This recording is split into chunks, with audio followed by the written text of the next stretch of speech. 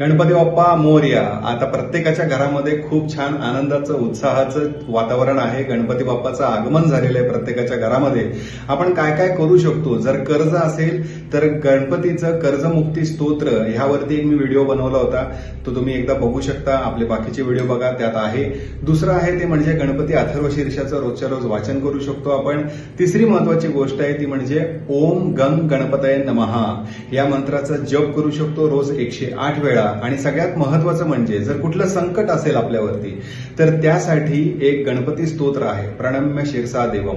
तर हे जे स्तोत्र आहे हे मी शेवटी देतोय. बऱ्याच लोकांना माहिती आहे, यातलं मराठी व्हर्जन देखील अवेलेबल आहे. तुम्हाला जे सोयीस्कर वाटेल, वाचायला सोपं जाईल त्याचं वाचन तुम्ही करू शकता. रोज 11 वेळा वाचन केल्यामुळे खूप छान फायदा बघायला मिळेल. पुन्हा एकदा गणेशोत्सवाच्या सर्वांना खूप खूप शुभेच्छा. शिरीष कुलकर्णी, श्री श्रद्धा ॲस्ट्रॉलॉजी.